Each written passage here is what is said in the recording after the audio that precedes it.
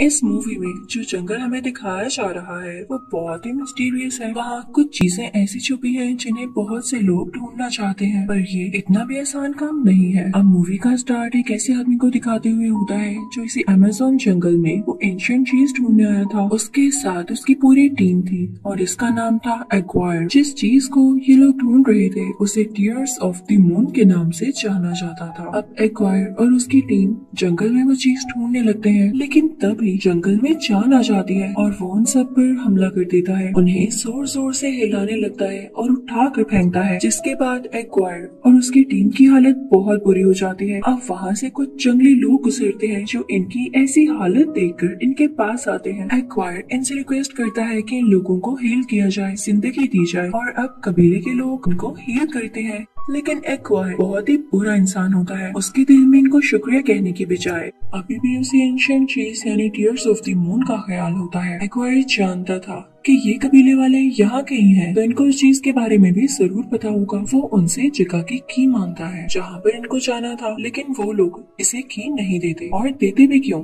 जब कुछ भी एक्वायर की मर्जी से नहीं हो पाता तो वो इन सब कबीले वालों को मार देता है और चाबी ले लेता है। लेकिन इसका रिजल्ट ये निकलता है कि एक्वायर और उसके साथ ही कर्स में डूब जाते हैं। ये कर्स कबीले के सरदार ने दिया था कि ये सब लोग इधर ही भटकते रहेंगे, इनको कोई जगह नहीं मिलेगी, और अगर इस जंगल से निकलने के लिए नदी से आगे चले भी जाएं तो पत्थर के बन जाएंगे। इसी तरह कई साल बीत जाते हैं और हम अब प्रेजेंट का सीन देखते हैं, जहाँ एक बॉटनिस्ट लिली और उसका छोटा भाई जो कि उसका असिस्टेंट भी होता है एक जगह पर होते हैं, जहाँ लिली का भाई सबको टीयर्स ऑफ द मून के बारे में बता रहा होता है। और यहाँ हमें पता चलता है कि वो एक दरख्त है, एक ऐसा एंशिएंट दरख्त जिसकी तलाश में कई ज्यादा लोग हैं। ये दरख्त इतना फायदेमंद है कि इसको यूज करते हुए किसी भी बीमारी को ठीक किया जा सकता है और बहुत ही एडवांस मेडिसिन बनाई जा सकती हैं। इसीलिए तो हर कोई इसके पीछे है। अब इसकी चाबी को हमें ढूंढकर उस जगह तक पहुंचना होगा। यहाँ पर लिली के भाई की बात खत्म होती है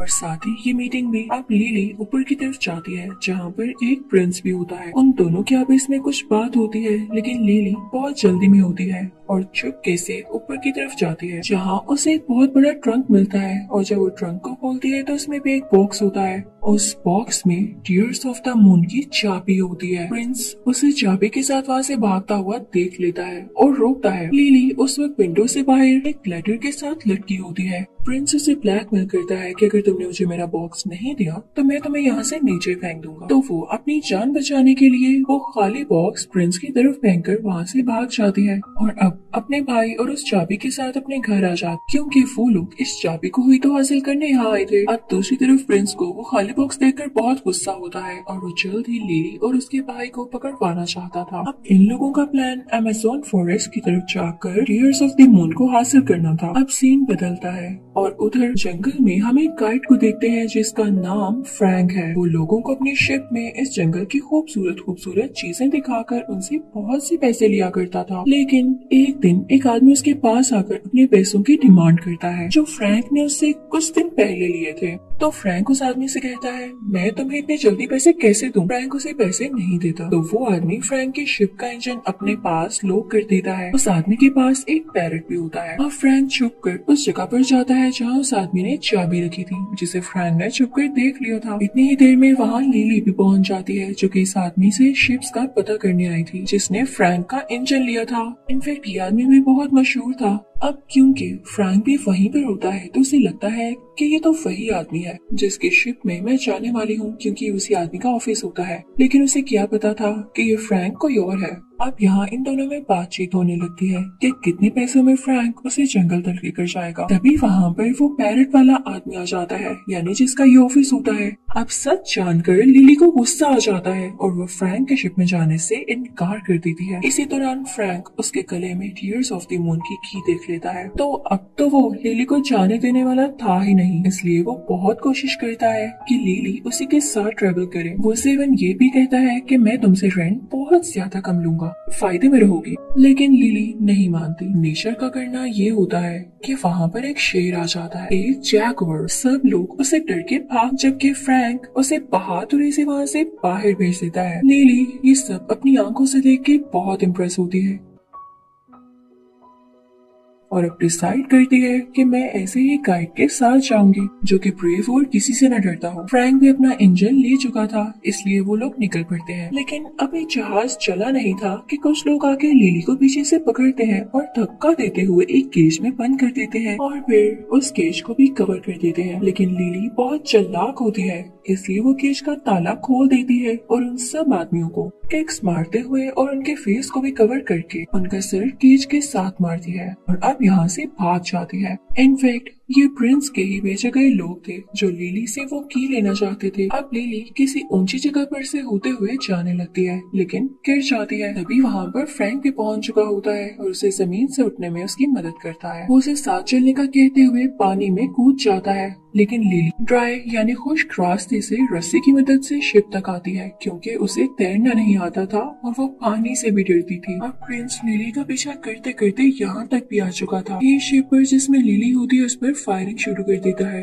वो अपनी सबमरीन में बैठा होता है और वहाँ से ही वो फ्रैंक के शिप पर शूट कर रहा था, लेकिन फ्रैंक अपने जहाज को मूव करते हुए उसकी गोलियों से खुद को और अपने शिप को बचाता है। प्रिंस अपने शिप में से 2 टॉर्पीडोज भी निकालता है, लेकिन तभी फ्रैंक अपने शिप को तेजी से मूव करता है और टॉर्पीडो से हिट नहीं कर पाता। इसका रिजल्ट ये निकलता है कि प्रिंस की अपनी सबमरीन वहाँ पर स्टक हो जाती है। अब ये लोग अपने सफर के लिए आगे निकल पड़ते हैं, लेकिन रात होते ही अपने शिप को एक जगह पर स्टे करवाते हैं। फ्रैंक लिली और उसके भाई के लिए कुछ फिशेस को पकड़ता है जिसे रात में वो खाते हैं। अब ऊपर फ्रैंक और लिली बैठकर बातें कर रहे होते हैं कि लिली का भाई डरते हुए ऊपर की तरफ आता है और कहता है कि नीचे वही जैगुआर है। तो फ्रैंक उसे कहता है घबराओ नहीं, ये मेरा पेट है। तो ये सुन के लिली को बहुत गुस्सा आता है कि फ्रैंक ने मुझे शिप में बुलाने के लिए जानबूझकर ऐसा किया था। दूसरी तरफ हम उसे प्रिंस को देखते हैं जो कि एक केव के अंदर एक रस्सी की मदद से जाता है। वहीं पर उसको एक वायर और उसकी टीम दिखाई देती है जो कि उस कर्ज की वजह से पत्थर के बन चुके थे। लेकिन प्रिंस के माइंड में यहाँ पर एक प्लान होता है,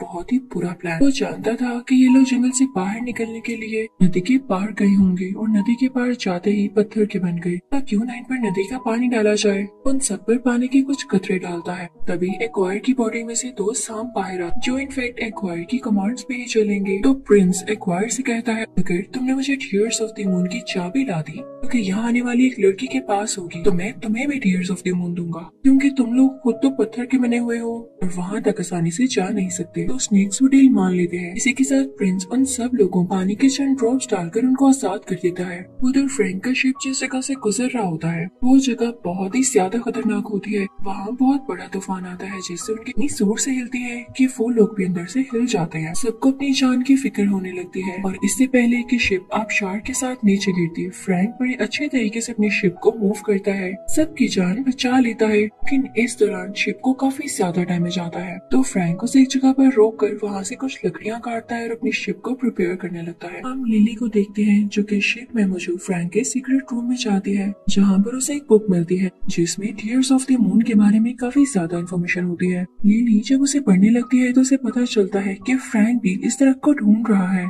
तभी अचानक से वहाँ पर फ्रैंक आ जाता है तो लिली उससे कहती है अच्छा तो तुम भी टीयर्स ऑफ द मून ढूंढ रहे थे, इसके लिए तुमने हमें यूज किया है ताकि अगर हम उसे ढूंढे तो साथ तुम्हें भी वो मिल जाए। तो फ्रैंक कहता है नहीं ऐसी बात नहीं है, अगर वो मुझे मिलना होता तो कई साल पहले मिल जाता जब से मैं उसे ढूंढ रहा हूँ। तो लिली कहती है लेकिन अब की बार मिल जाएगा क्योंकि मेरे पास उसकी चाबी है। इन्हें शिप के ऊपर किसी चीज की आवाज आती है। जब वो लोग ऊपर जाकर देखते हैं तो वहाँ पर जंगली लोग होते हैं जो उन्हें पकड़ लेते हैं। यहाँ पर फ्रैंक उनकी जुबान में उनसे बात करने लगता है और लिली को ये कहता है कि मैंने इनसे कहा है कि ये लोग मुझे कैद रख सकते हैं क्योंकि तुम्हारा और तुम्हारे भाई का कोई कसूर नहीं तो ये तुम्हें छोड़ दे। लेकिन जंगली लोग फ्रैंक की कोई बात नहीं मानते और आगे से कुछ बोलने लगते हैं। तो फ्रैंक लिली से कहता है कि ये लोग कह रहे हैं कि हमें टीयर्स ऑफ द मून की चाबी दे तब ये लोग हमें यहाँ से जाने देंगे। लेकिन लिली कहती है कि नहीं हरगिज़ नहीं। और इसी के साथ वो उन जंगली लोगों पर अटैक करने ही वाली होती है। एक नेज़ा उठाती है तभी उन जंगली लोगों की लीडर बोलती है फ्रैंक का प्लान फेल, जिससे लिली को पता चल जाता है कि फ्रैंक ने ये सब ड्रामा किया था सिर्फ और सिर्फ उस चाबी को हासिल करने के लिए। तो वो फ्रैंक के मुंह पर थप्पड़ मारती है। अब वहाँ के लीडर लिली को सारा नक्शा समझाने लगती है कि तुम्हें किस तरह से जाना होगा। तो लिली फ्रैंक से कहती है कि अब मैं अकेले ही उस जगह पर जाऊंगी, मैं तुम पर और ट्रस्ट नहीं करूंगी। तो फ्रैंक उसे समझाता है कि तुम अकेली लड़की हो, तुम्हारे साथ तुम्हारा छोटा भाई है, तुम लोग वहाँ तक मेरी मदद के बगैर कैसे पहुँचोगे। तो लिली कहती है कि सब कुछ पॉसिबल है, लेकिन इससे पहले कि वो निकलती वहाँ पर एक वायर और उसके साथ ही आ जाते हैं जो कि बहुत अजीब लग रहे होते हैं। एक्वायर के फेस से वही स्नेक्स बाहर आ रहे होते हैं और उसके साथियों की बॉडी पर भी काफी ज्यादा कीड़े मकोड़े थे। उनके हाथ में नेज़े होते हैं और फ्रैंक उनसे लड़ने लगता है। एक्वायर लिली के गले से वो चाबी चुराना चाहता था और कुछ पता नहीं कि वो लिली को मार भी देता। तो एक्वायर लिली को उठाते हुए एक पेड़ के साथ लटक कर दूसरी जगह पर जाता है और उन सबको मार मार कर नीचे गिराता रहता है। लेकिन एक आदमी लिली से उसकी वो चाबी छीन ही लेता है, दूसरे आदमी को कैच करवाता है। लेकिन अब फ्रैंक एक्वायर के पास जाता है क्योंकि चाबी उसके पास पहुंच चुकी होती है। वो उससे लड़ने लगता है, लेकिन आगे से एक्वायर भी और एक्वायर के स्नेक्स भी फ्रैंक से लड़ाई कर रहे होते हैं। उन दोनों में एक टाइप का कराटे होने लगता है। आखिरकार फ्रैंक एक्वायर से वो चाबी छीन ही लेता है, लेकिन तभी एक्वायर उसके दिल में एक तीर मारता है जिससे फ्रैंक नीचे गिर जाता है। वो चाबी लिली की तरफ उछालता है। लिली उसे पकड़ लेती है और काफी उदास हो जाती है कि इसने इस चाबी की खातिर और हमारी जान बचाने की खातिर अपनी जान की कुर्बानी दे दी। तभी यहाँ पर कबीले की लीडर लिली से कहती है कि अगर तुम नदी के उस पार चली जाओगी, एक्वायर और उसके लोग तुम्हारा पीछा नहीं करेंगे क्योंकि यहाँ से वो पत्थर बनकर आए थे, तो दोबारा ये लोग वहाँ पर नहीं जाएंगे। तो अब लिली अपने भाई से मिलकर बाकी सब लोगों को गुड बाय कहते हुए नदी के उस पार चली जाती है, जहाँ पर वाकई में एक्वायर और उसके लोग नहीं पहुँच पाते। लिली के पीछे पीछे उसका भाई भी आ जाता है। सुबह होने पर जब लिली उस जंगल में चल रही होती है तो उसे फ्रैंक की बॉडी मिलती है, जिसे देख के वो पहले तो डर जाती है, लेकिन नोटिस करने पर उसे पता चलता है कि फ्रैंक अभी भी जिंदा है, लेकिन वो नेज़ा या तीर अभी भी उसके दिल के आर पार होता है। तो फ्रैंक लिली से कहता है कि डरो नहीं, मुझे कुछ नहीं हो सकता क्योंकि मैं भी कर्स्ड हूँ। पिछले 400 साल से इसी तरह मरता हूँ और जिंदा रहता हूँ। अब लिली यहाँ पर एक झटका देते हुए वो नेज़ा फ्रैंक के चेस्ट से बाहर निकाल लेती है, जिसे देख कर लिली का छोटा भाई बेहोश हो जाता है। लिली फ्रैंक के साथ प्लान करती है वो टीयर्स ऑफ द मून तक जाएगी और उसे कबीले के लीडर ने ये बताया होता है कि वो सिर्फ लूनर इक्लिप्स तक ही ग्लो करता है, इसके बाद उसका कोई फायदा नहीं, तो इनको जल्द से जल्द वहाँ पर पहुँचना था। लिली अपने भाई को कबीले वालों के पास ही छोड़ जाती है, तुम इनके साथ ज्यादा सेफ हो। अब यहाँ पर फ्रैंक लिली को सब कुछ बताने लगता है कि मैं भी एक्वायर का ही एक बंदा था, उसकी टीम में से था और हम सब टीयर्स ऑफ द मून को इसलिए ढूंढ रहे थे क्योंकि एक्वायर की बेटी बीमार थी और उसे उस दर्द का फूल चाहिए था। लेकिन जब कबीले वालों ने उसे उस जगह की चाबी नहीं दी तब एक्वायर ने उन सबको मार दिया और तब हमको ये कर्स मिला था। मैंने ही उन्हें उस नदी के पार किया और कुछ झाड़ियों में बसा दिया, इससे वो सब लोग पत्थर के बन गए और जबकि मैं अपनी जान बचाता हुआ आज तक जिंदा हूँ। तो प्रिंस को भी कुछ फ्लाइज बता देती हैं कि लिली अब कहाँ जा रही है। तो प्रिंस अपनी सबमरीन लेकर उसका पीछा करने लगता है, लेकिन तभी रास्ते में उसे कुछ कबीले वाले मिलते हैं जिनके शिप में लिली का भाई होता है और वो उसे सैर पर लेकर जा रहे होते हैं। लेकिन यहाँ पर प्रिंस लिली के भाई को रोक लेता है और अपने पास कैद करते हुए पूछता है कि तुम्हारी बहन कहाँ पर है। लिली का भाई डरते हुए से सब कुछ बता देता है और अब प्रिंस उस तरफ निकलता है, जबकि फ्रैंक और लिली उस जगह पर पहुंच ही चुके थे जिस जगह से वो बहुत ज्यादा करीब था। फ्रैंक पानी में कूद जाता है, देखता है कि वो दरवाजा जिसको ये चाबी लगने वाली है वो पानी के नीचे ही है। तो वो लिली को आकर समझाता है कि हमें पानी के नीचे जाना होगा, लेकिन लिली डर रही होती है। तो फ्रैंक उसे समझाकर अपने साथ नीचे ले जाता है। अब लिली उस दरवाजे को खोलने लगती है, लेकिन उसका पाँव एक पत्थर पर आता है और वो दरवाजा बंद हो जाता है। फ्रैंक बाहर ही होता है, लिली घबरा जाती है, वो बाहर निकलकर ऑक्सीजन भी नहीं ले सकती थी, तो फ्रैंक उसे ऑक्सीजन देता है। तभी वहाँ पर कुछ मछलियाँ आती है, लेकिन फ्रैंक उनके बीच चला जाता है ताकि वो मछलियाँ लिली पर अटैक न करें। तो इस वजह से लिली को ऑक्सीजन नहीं मिल पाती, तो वो बेहोश हो जाती है, लेकिन जल्द ही हिम्मत करते हुए तैरती है, इस दरवाजे को खोल ही देती है, जिससे सारा का सारा पानी इस दरवाजे के अंदर जाने लगता है और वो जगह ड्राई हो जाती है, जिसके बाद फ्रैंक और लिली दोनों ठीक हो जाते हैं। अब इससे पहले कि फ्रैंक और लिली इस दरवाजे के अंदर जाते और उस दरख्त को ढूंढ पाते, यहाँ पर प्रिंस भी अपनी सबमरीन में आ जाता है। उसकी कैद में लिली का भाई भी होता है।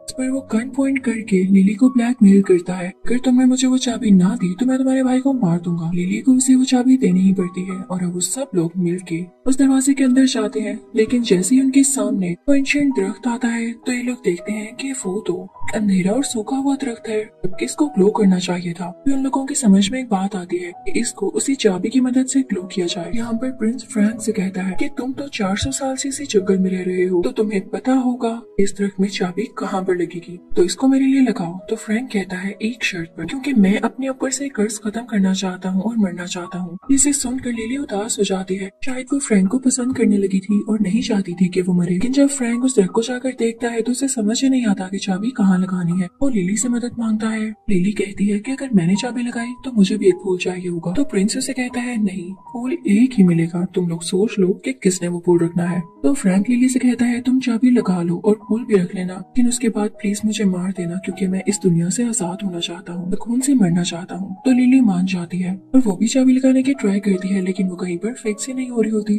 तो तभी उन्हें याद आता है कि कबीले के लीडर ने उन्हें ये बताया था कि इसमें सांप का दिल है। वो उस पत्थर को यानी चाबी को तोड़ते हैं तो उसके अंदर से एक रेड कलर का जेम निकलता है जो कि दिल था। उसे दरख्त में बनी हुई एक जगह पर लगा देते हैं और पूरा दरख्त ग्लो करने लगता है। उस पर पिंक कलर के फ्लावर्स निकलने लगते हैं और ये देख के प्रिंस के मुंह में पानी आ जाता है। इससे पहले कि वो सारे के सारे फूल तोड़ता, फ्रैंक उस प्रिंस के लोगों पर अटैक करने लगता है। फ्रैंक अपना सर उनमें से एक आदमी के सर के साथ जोर से मारता है और अपनी गन से उन सब लोगों के मुंह पर, के पेट पर फायर करने लगता है। इसी चीज का फायदा उठाते हुए लिली उस दरख्त के ऊपर चढ़ जाती है। लेकिन यहाँ पर अजीब बात ये थी कि लूनर इक्लिप्स खत्म होने में यानी चांद ग्रहण खत्म होने में सिर्फ 1 मिनट बाकी था। ये 1 मिनट तो लिली को वहाँ चढ़ने में लग जाता है। जैसे ही पुल को तोड़ने वाली होती है तो पुल मुरझाने लगता है और राख बनकर गायब हो जाता है। लेकिन फिर भी लिली उस पुल का एक हिस्सा तोड़ ही लेती है, जो कि एक छोटा सा पुल होता है। नीचे से प्रिंस चिल्लाने लगता है, ये पुल मुझे दो। लेकिन लिली वो पुल नीचे फेंक दे, जिसे फ्रैंक कैच कर लेता है। ये देख के प्रिंस और एक्वायर को बहुत गुस्सा आ जाता है और वो सोच रहे होते हैं कि वो अब लिली को जान से ही मार देंगे, क्योंकि आखिरी मौका भी उनके हाथ से निकल चुका था। तो फ्रैंक उनको पुल दिखाते हुए अपने पीछे लगाता है। फ्रैंक अपनी शिप लेकर वहाँ से चला जाता है और उससे पहले जैक्वार लिली के भाई को वहाँ पर ही उतार देता है। लेकिन इससे पहले कि प्रिंस उसके पीछे आता, प्रिंस के ऊपर एक बहुत बड़ा पत्थर गिरता है और उसकी वहीं पर डेथ हो जाती है। अब एक्वायर फुल गुस्से में फ्रैंक और उसके जहाज के पीछे होता है। दूसरी तरफ हम देखते हैं कि लिली को एक कपड़े में लिपटा हुआ वही फूल मिलता है जो कि फ्रैंक जाने से पहले लिली के भाई को दे गया था, जिस पर लिली बहुत इमोशनल हो जाती है कि इसने हमारी जान बचाने के लिए और हमें ये फूल देने के लिए ये पीछे जालिम लोग लगवा लिए। उधर फ्रैंक की शिप किसी जगह से टकराती है तो वहाँ के सब दरख्तों में जान आ जाती है। ये वही जगह होती है जहाँ पर एक्वायर के लोग पहले भी पत्थर बन चुके थे और यहाँ पर देखते ही देखते सारे लोग दरख्तों की पकड़ में आकर पत्थर बन जाते हैं। और जब लिली यहाँ पर आकर देखती है वे देख के बहुत उदास हो जाती है और अपने हाथ फ्रैंक के फेस पर लगाती है, लेकिन उसमें कोई चेंज नहीं आता। तो उसके पास जो उसका फेवरेट फूल होता है जिसके लिए उसने इतनी एफर्ट की होती है वो फ्रैंक के मुंह में रखती है, लेकिन वो फूल भी गायब हो जाता है और फ्रैंक दोबारा से ठीक नहीं हो पाता। तो वो काफी होपलेस होकर अपने भाई को लेके यहाँ से जाने लगती है। फ्रैंक का जैक्वार भी वहाँ पर बहुत उदास बैठा होता है और कुछ भी बोल नहीं रहा होता। लेकिन जैसे ही लिली और उसका भाई वहाँ से जा रहे होते हैं उन्हें जैक्वार की आवाज आती है। तो फौरन से लिली के दिल में एक क्लिक होती है कि शायद फ्रैंक में मूवमेंट आई होगी। वो फौरन से जाकर ऊपर देखती है तो वाकई फ्रैंक अब ठीक हो चुका होता है। उसकी बॉडी से अब खून भी आ रहा था। का ये मतलब था कि वो कर्ज से आजाद हो चुका था। लिली उसे गले से लगाती है और उसका छोटा भाई भी बहुत खुश होता है। जैक्वार भी साथ होता है और ये चारों खुशी खुशी वहाँ से निकलने लगते हैं। लेकिन तभी इनको दिखता है कि उस दरख्त पर एक और फूल बाकी है। उसे तोड़ते हुए लिली अपनी कंट्री ले आती है। वहाँ जाकर मेडिसिन बनाती है जो कि बहुत फेमस होती है। अब लिली और उसका भाई पूरी दुनिया में माने जाते हैं। मूवी के लास्ट सीन में हम देखते हैं कि लिली फ्रैंक को इस नई दुनिया में रहना सिखा रही होती है, उसे गाड़ी चलाना सिखा रही होती है। साथ ही साथ उनके पीछे फ्रैंक का जैक्वार भी बैठा होता है। वो लंदन की रोड्स पर मजा करते और गाड़ी चलाते हुए बहुत एंजॉय कर रहे होते हैं। जिसके साथ ये मूवी यहीं पर एंड होती है। आई होप आपको ये मूवी जंगल क्रूज बहुत अच्छी लगी होगी।